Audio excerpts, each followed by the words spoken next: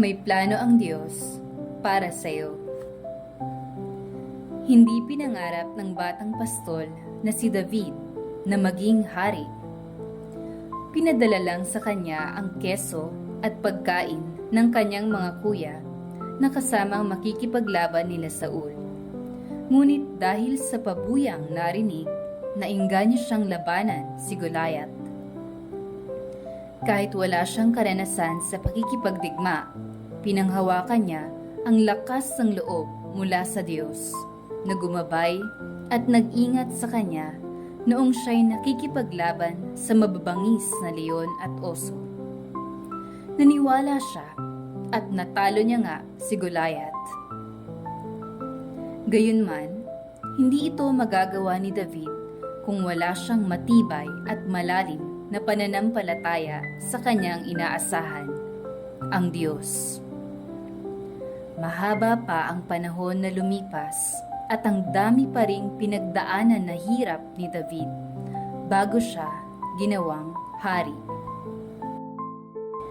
Mahina ang loob at may pagkatuwag si Gideon. Nanghingi pa siya ng mga tanda sa Diyos bago maniwala at makumbinsing maipapanalo niya ang laban sa tulong ng Diyos. Ngunit sa kabila nito, iniligtas pa rin ng Panginoon ang mga Israelita sa pamamagitan niya. Hindi makapaniwala si Abraham at Sarah na magkakaroon pa sila ng sarili nilang anak dahil sa kanilang katandaan.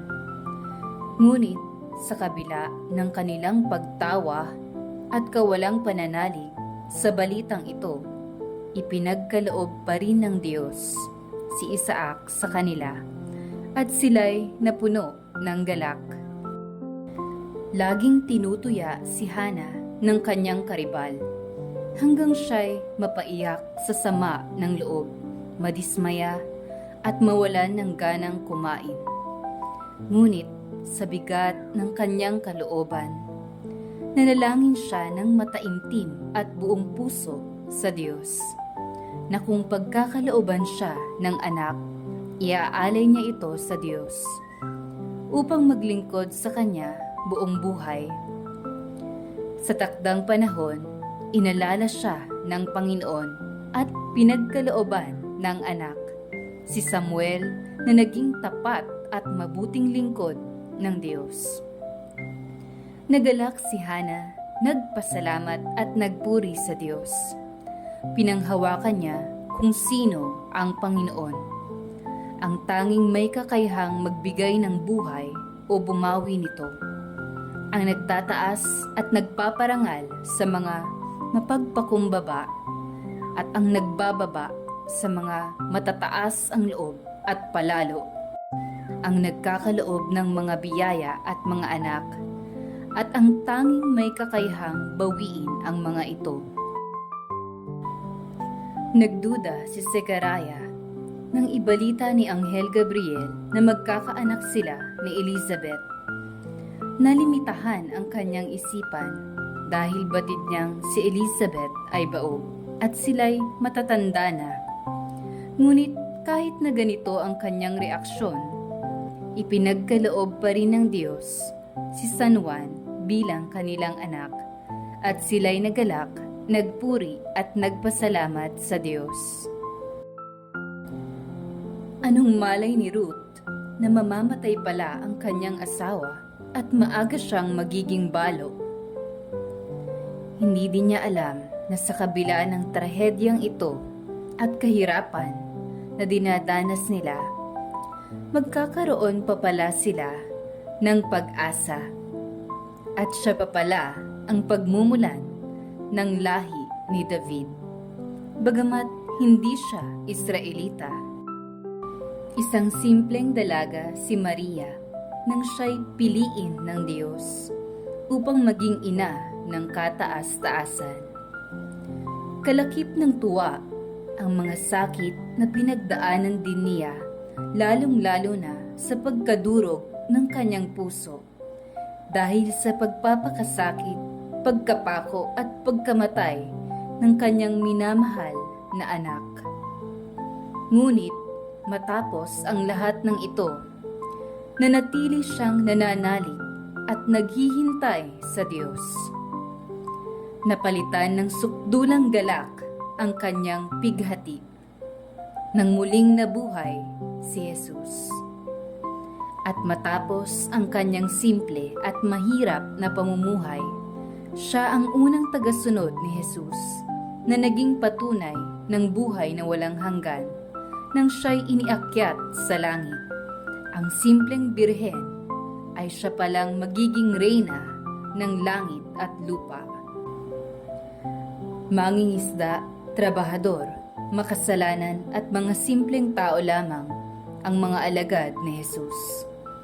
At kahit na iniwan nila si Jesus, lalong-lalo na nung siya'y nagdurusa, pagkabuhay niya, binalikan pa rin niya sila.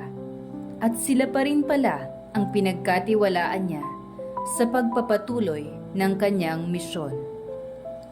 Hindi birong hirap, gutom at karumal-dumal na pagkamatay ang inabot nila.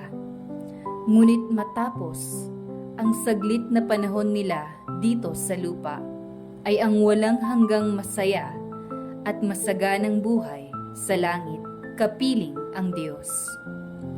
Sila din ang pinagkatiwalaan sa langit ng iba't ibang katungkulan. Minsan, kailangan lang nating hayaan na mangyari ang mga bagay-bagay nang may pagtitiwala na alam ng mabuting pastol kung paano tayo gabayan sa bawat hakbang patungo sa ikatutupad ng kanyang mga plano at mabuting kalooban sa bawat isa sa atin. Kung hindi pa dumarating ang iyong panahon, sulitin mo ang mga paghubog na pinagdaraanan mo para maging handa at karapat-dapat ka pagdating ng mga iyon. Maaaring ang kahirapan mo ngayon ay tinuturuan ka kung paano gamitin ng tama ang pera para kapag nagkaroon ka na, hindi ito masayang at mapalago mo ito. Maaaring ang kalungkutan mo ngayon ay tinuturuan kang hanapin ang liwanag sa iyong kalooban, ang nakatagong likas mong pagkamasayahin para malaman mong sa'yo ito tunay na magmumula at hindi mo ito kinakailangang hanapin sa iba. Nang kapag dumating na ang mga tamang tao sa buhay mo, hindi mo sila masaktan, bagkus madulutan mo sila ng saya. Lawakan mo ang iyong imahinasyon. Huwag mong lilimitahan ang marami pang sorpresa at mabubuting bagay na inihanda na ng Diyos para sa iyo, bago ka pa man niya likhain. Huwag mong isusuko ang pag-asa. Patuloy kang umasa sa Diyos habang ginagawa ang abot ng iyong makakaya. Napakarami ng testimonya at patotoo ng Diyos, mga mananampalataya na nauna sa atin. Ilan sa kanila ay tanyag sa Biblia, lalo na sa Hebreo 11. Naway tulad nila, tayo din ay kalugdan ng Diyos sa ating patuloy na pananampalataya hanggang huli.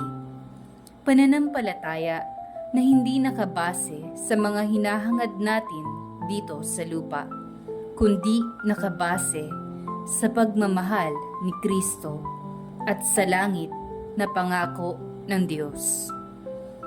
Sa ngalan ni Jesus. Amen.